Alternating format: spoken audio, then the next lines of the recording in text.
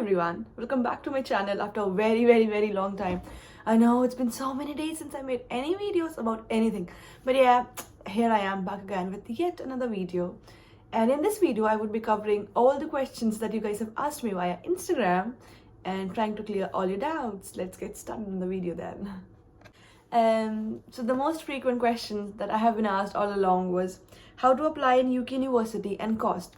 So let's break down into two parts. First, how to apply by yourself and how to go through an agent.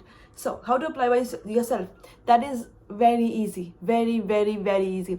I did it by myself. So what you have to do is select a course, whatever course you want to go in, and then just go to the university website, type it there, it would come up, and then at the bottom, when you go at the bottom of the page, there would be apply now.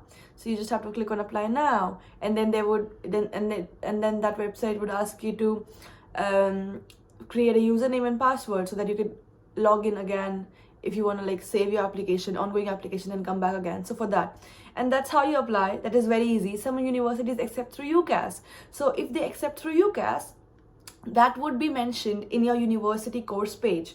You don't have to worry about anything that, oh, I'm like not sure where would I go and stuff like that. Don't worry about it. If it's UCAS, your course page would mention that you have to apply through UCAS. So it's very simple. Type UCAS, go to the university that you want to go in, the course, and select the course that you want to go for, and then the process is very easy. That website would guide you through the application, and it's absolutely very easy. Next, via agents. So at first, I would not lie, but I was not sure that if I could apply by myself, because it was like whole lot of processes. Like there were a lot of things to do. So I went through some agents, like to consult them. But later I realized that they do the same thing that I would do. So why go through them? So there are some agents who would not charge you actually.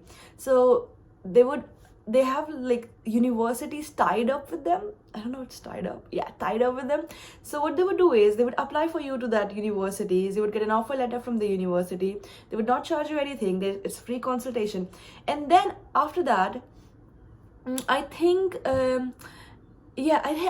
that's what they mentioned me. You would have to pay £2,000. That is university seat booking fee. They're not charging you anything throughout. I think I was confused that if they are not charging us anything, how are they earning? How are they even earning?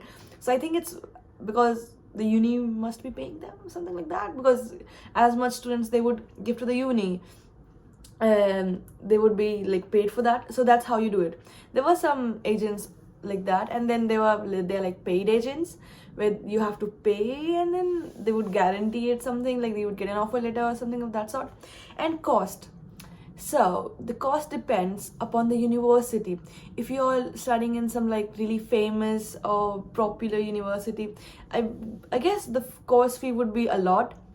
But if you're going for like not Russell Group universities and some like normal universities, you would be paying very less. So for example, I have the best example for this. I'm studying English Lit and American Studies in University of Manchester, and my course fee is £21,000.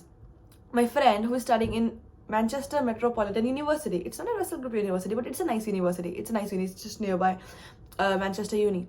And she's paying around like £1,000 for her course, and she's not doing anything different. It's like she's doing creative writing, and I think in Manchester as well, creative writing, English Lit, all these kind of courses have similar fee.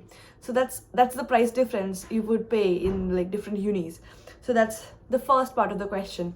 Let's go to other part of the question, that is, which unis are considered good for English Lit, masters, and what to avoid, like criteria.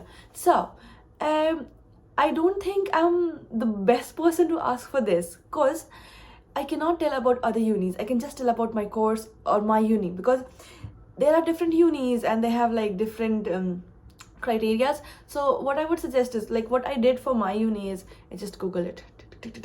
Like I just Googled it, that what unis are good for English Lit, and then Google told me everything, that you can go for this uni, that uni, and this uni for research and stuff like that. So that's what I did, and I don't think there is anything to avoid as such. Like if you decided that you want to come here and you have like no good colleges back home, so yeah, I mean you can come. Like I don't think there is anything to avoid. You just have to avoid scam if people are scamming you. And apart from that, I don't think anything to avoid. What happened to my English? So yeah, that's pretty much it. You just have to Google it. What are the best unis? And if you would ask my suggestions, I would say, like, my priority was Oxford, Cambridge, Manchester, because in Manchester you have lots of research papers, and I think I have made a video of how classes are held actually. So it's pretty much same in every uni. And I'll ask some of my friends, because there are very less people who are doing English lit over here, so it's very difficult to actually talk to them, that like from different unis, that okay, what sort of how are your classes held and stuff like that. But I would try my best to actually find it out that from other people, that how classes are there in their uni. Let's go on to the next question. Does uni provide campus placement, or do we have to look for jobs ourselves? Yes, so that is the question. Like that is the important question. I'll flag this question. So yeah, the universities does not provide campus placement as we see in India. So I have, and this is like, I have asked to all of my friends who are from different courses, like business analytics, computer science, other courses, other like vast range of courses. So no, you would have to find jobs by yourself. You would apply through Indeed, and there are like, for my uni we have Prospectus or career Manchester. So what you would do is you would go to that Career Manchester website, and then there would be like companies that Manchester recognizes or something like that, and then you would apply through that. So there are no campus placement as we see in India. You have to do all by yourself. So you're all by yourself. I'm saying all by myself. Yeah, I am all by myself here. So that's how you do it. And I think it's pretty much same for every uni. Like, I may be wrong on this, because some of my friends who are from other uni, I have asked them, like, straight question: do your course provide campus placement? They're like, no, because my friends are there in architect and as well, like architecture and stuff, 2-3 friends, and they have also mentioned the same thing, that no, they don't provide. They are because all of my friends are looking for jobs right now. So yeah, the college does not provide a campus placement. Scholarships. So the scholarship, very important question again. There are like pretty much famous scholarships, that is Chevening, Commonwealth and stuff like that, which we all know, and somewhere in the corner of our heart we're scared that, what if I did not get into the scholarship? Yeah, I understand that. I had the same thing. So they are the pretty much famous type B scholarship. What else you can do is when you go to any university website, like whatever course you're selecting, and when you scroll down, there would be a specific area for scholarships. So I cannot say that what scholarships are there, because I cannot go to every uni website and every courses, and I can like look for that. That would be a lot of work for me. Maybe when I'm like have nothing to do, I do that. So anyways, so when you go to scroll down, there would be scholarship section, and then there would be lots of scholarships about like they would fund you this much, they would fund you that much, and then through that you can apply. Like it depends on your course. For me, or else I'll tell for me. So or else what you can do is there are scholarships like Ratan Tata scholarship, that is for, I think that's for Cornell University. That is a fully funded scholarship again. So India also has a wide range of scholarships to study abroad, and that too fully funded one. So what you can do is, whatever state you are in, for example, you are in Delhi, Mumbai, Maharashtra, Jharkhand. I'm from Jharkhand, by the way. So go to that government's website, and then there would be like schemes that they are the scholarship for abroad and studying all these sort of things. So you can just try out that, because they also have Indian government also have lots of scholarship, like variety of scholarship. Next, you can Google like Indian scholarships to study abroad, and there would be a lot of scholarship. I just know about Ratan Tata because I was thinking of Cornell, but never mind. And for me, by the way, I'm on a fully funded scholarship. My cost, living expenses, travel expenses, everything is covered in this scholarship, and I received this. Then the scholarship is called Varangomke Chevening Scholarship. So it's like basically 25 students from my state have been selected for the scholarship, and I was among the 25. I shouldn't be very proud of it. Whatever. So I'll make a video about my scholarship and everything. Maybe in the next video, I will talk. What even I'm saying? So I'll talk about this in my another video about my scholarship and how I got it and how interview processes and stuff like that. So how can I build my profile for the English Lit program, considering I come from a different background like commerce, like projects or internship? What can I do? See, I would suggest, I don't know about this. I mean, you don't have to build a profile for English Lit. You see, if you're interested in this particular course, you're good to go. It doesn't matter that you have to build a profile for that. And honestly, it is like English is more analyzing, critical analysis of anything. So as long as you can do a debate, you can think critically, you are good to go. So I don't know. So in India, like for my uni, we did not do a lot of critical analysis or a lot of critical questions asked. But here, you have like lots of stuff going on in the uni, and you have lots of debate, and then your classes are held like seminar wise, where you have to actually speak out. If you're not speaking, you would feel like, oh, what am I even doing? Like I'm not even studying and stuff like that. So yeah, and so for me, let's talk about me, and then you would understand what I'm trying to tell. I did my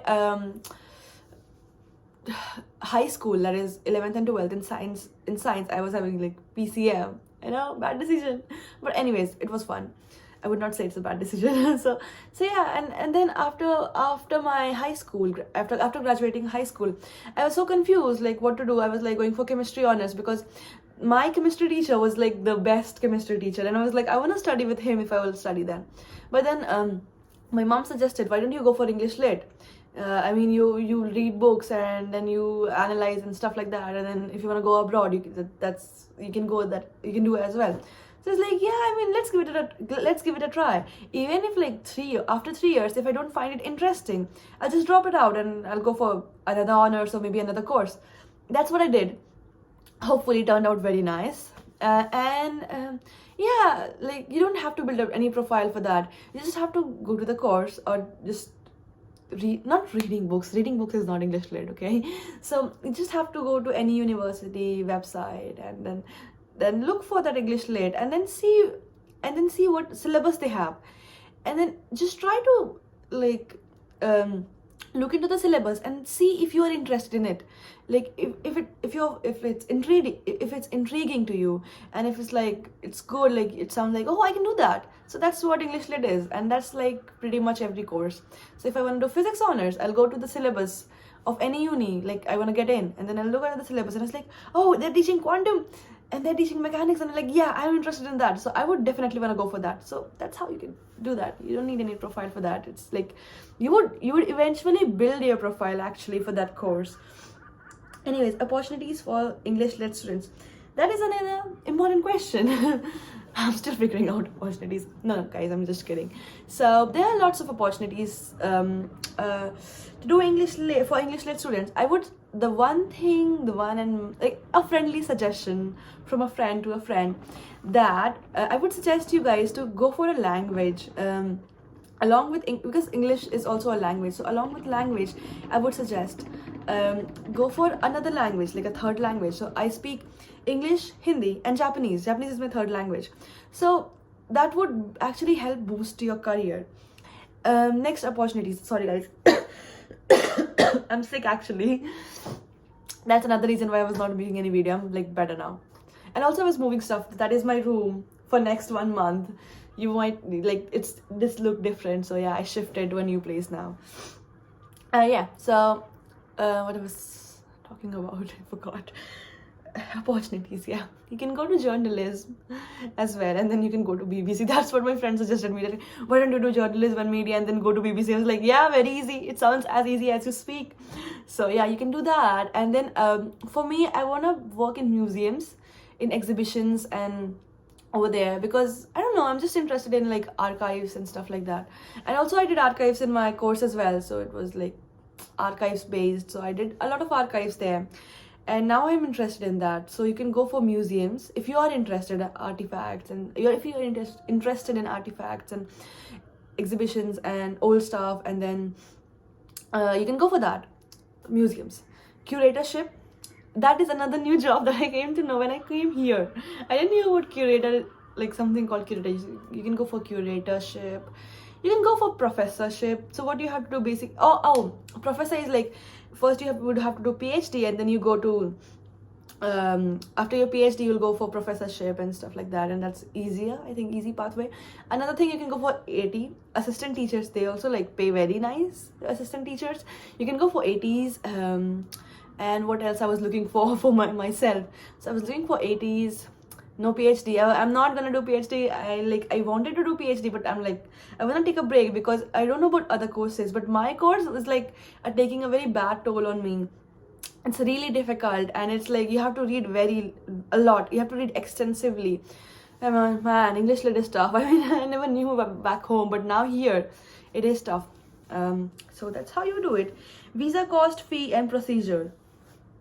So my visa was a student visa. It costed me around like 31 to 35,000 pounds. I'm not sure, like it was around that range. I think it was 35,000 pounds. Oh, sorry, not 35,000 pounds. It's like 35,000, just 35,000. Sorry about it. So that costed me like 35,000, around 31,000 to 35,000. I was on a priority visa, so that costed me around another, I think, 10 or 15,000. Procedure is very easy, I suppose. So the procedure is, I'll link a video actually, and that video is like really nice.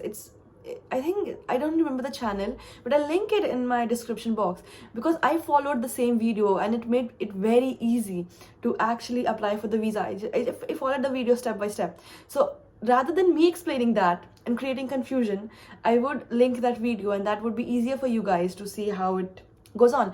And that's it for the video, guys. That's all the questions. And if you have any question, please feel free to reach out, because I am like, I want to help people now, because because when I was here I had like no one here, no relatives and stuff like that. So I was really confused, and I was like, what should I do, because in English lit as well, there are like very less people. I found, like, I have not even find any people doing the same course as me from other uni, and it's been like a year now. So I'm like, oh my god. So yeah, think me as a friend in another country. And if you have any doubts, any questions, just feel free to reach out to me. I might respond late because I'm a very lazy person, but yeah, I would definitely. Video is getting long, let's end it. See you guys in another video, and have a nice weekend. Bye bye.